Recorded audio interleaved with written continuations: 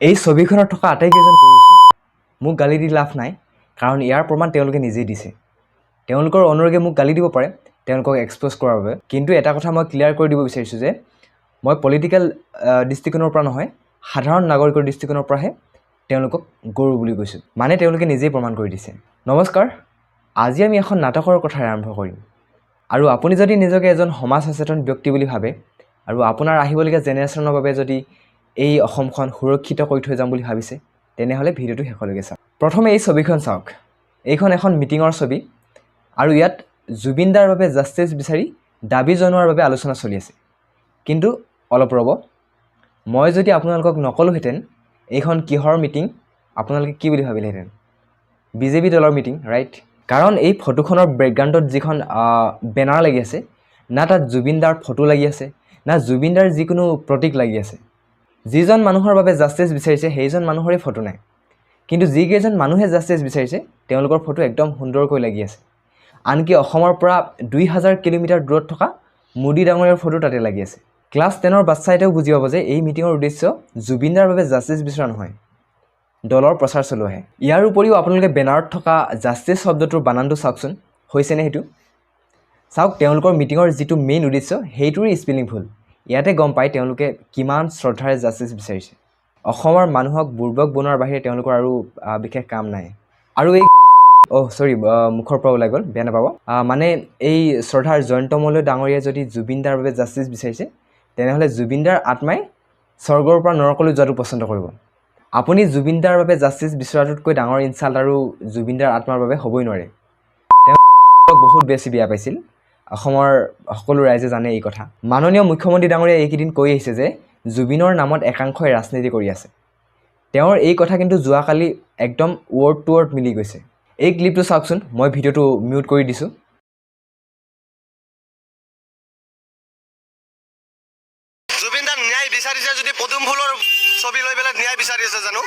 আপোনালোকেও হয়তো কনফিউজ হৈ গৈছে, কি হৈ আছে হয়তো ধৰিব পৰা নাই, নহয় জানো? জুবিন দাৰ বাবে জাষ্টিছ বিচাৰি দাবী জনাম বুলি কৈ গোটেইখন দেখোন একদম গেৰুৱা পতাকা উৰাই থৈ গ'ল। আধা আধি নিৰ্বাচনৰ প্ৰচাৰেই চলাই দিলে। বৃহৎ বৃহৎ পতাকাই জুবিন দাৰ যি 2-3খন ফটো আছিল সেইকেইখনো ঢাকি পেলালে। মুখ্যমন্ত্ৰী ডাঙৰীয়াই ঠিকেই কৈ আছে, জুবিনৰ নামত একাংশই ৰাজনীতি কৰি আছে। আপুনি যদি এতিয়াও ভাবি আছে তেওঁলোকে এই নাটকখন নিজৰ প্ৰচাৰ চলাবলৈ কৰা নাই, জুবিন দাৰ বাবে জাষ্টিছ বিচাৰিহে কৰিছে, সেয়া আপোনাৰ একেবাৰে ভুল ধাৰণা। মই প্ৰুফ দি আছোঁ, এয়া চাওকচোন আন এটা ভিডিঅ' ক্লিপ। আজি কিয় ওলাই আহিছে গম পাইছে নিশ্চয়? কিয় মানে মিটিং বুলি কৈছোঁ, মই বেলেগ বিষয়ে নাজানো। আজি জুবিন গাৰ্গৰ ন্যায় বিচাৰি এই ধৰণে সমতল উলিওৱা হৈছে। সেইটো আমাৰ যিটো বোৰ্ড কমিটিৰ সভাপতি থাকে সেই আমাক কোৱা নাই যে মিটিং আছে নলবাৰীত যাব লাগিব। আমি চব প্ৰত্যেক মিটিঙৰ পাই দিনে দিনে পলিটিক্স বস্তুটো বৰ একদম আচৰিত হৈ গৈ আছে। 1200 টকা দি মানুহ ভাড়াত লৈ আনিছে কিবা এটা দাবী কৰিবলৈ, কিন্তু কিহৰ বাবে দাবী কৰিছে সেইটোৱে শিকাই নিদিলে, মেইন বস্তুটোৱে শিকাই নিদিলে। মই আৰু এটা ক্লিপ দিছোঁ, আপোনালোকে একবাৰ চাওকচোন। চাৰিওফালে কেৱল জুবিন অনুৰাগী আপুনি দেখিবলৈ পাব। প্ৰত্যেকেই জানে যে এই নলবাৰীৰে হওক অসমৰে হওক বিকাশ উন্নয়ন আজি আমাৰ চৰকাৰৰ দিনত হৈছে, হিমন্ত বিশ্ব শৰ্মা ডাঙৰীয়াৰ নেতৃত্বত হৈছে। আজি সেইকাৰণে ৰাইজে জানে যে অপশক্তিৰে মিছা অপপ্ৰচাৰে যিমানেই চেষ্টা নকৰক কিয় ৰাইজ কি ক'লে শুনিলে? জুবিন দাৰ বিষয়ে যদি এটা কথা কয়, নিজৰ দলৰ প্ৰমোশ্যন 10 বাৰ কৰে। এতিয়া সাধাৰণ ৰাইজে কোন ফালৰ পৰা ক'ব যে জুবিন দাৰ নামত এওঁলোকে ৰাজনীতি কৰা নাই, আৰু তেওঁলোকে নিজেই চিঞৰিছে কিন্তু জুবিন দাৰ নামত ৰাজনীতি নকৰিব। বৰ হাঁহি উঠিবলগীয়া কথা কিন্তু। আৰু এই মহাশয় কেইজনৰ লগত যিবোৰ মানুহ গৈছে জুবিন দাৰ বাবে জাষ্টিছ বিচাৰি, তেওঁলোকক মোৰ ফালৰ পৰা প্ৰণাম জনাইছোঁ। তেওঁলোকক মানিব লাগিব, তেওঁলোক আমাৰ দেশৰ গৌৰৱ, আমাৰ দেশৰ সন্মান, দেশৰ সৌৰভ।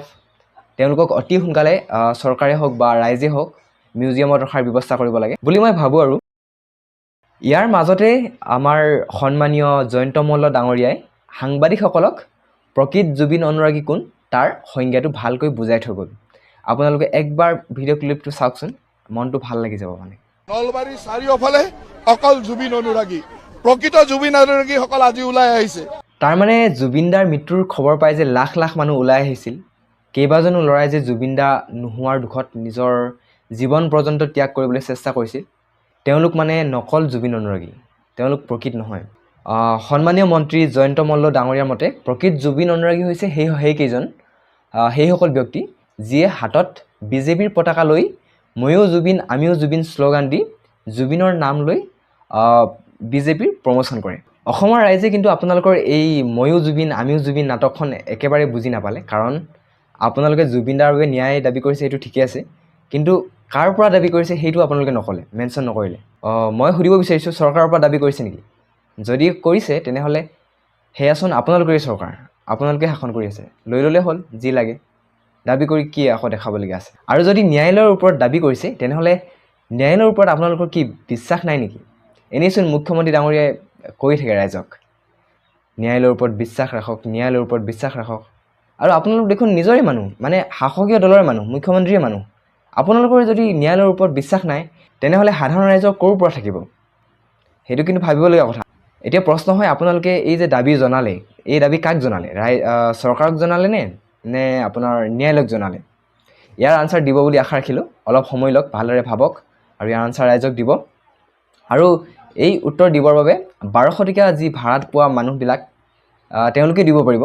কিন্তু এই প্ৰশ্ন দুটাৰ উত্তৰ যদি আপোনালোকে দিব নোৱাৰে তেনেহ'লে আমি অসমৰ ৰাইজে গম পাম যে আপোনালোকে সেইকেইজন ব্যক্তি যিকেইজনৰ কথা ইমান দিনে আপোনাৰ মুখ্যমন্ত্ৰী ডাঙৰীয়াই কৈ আছিল যে জুবিনৰ নামত ৰাজনীতি কৰি আছে।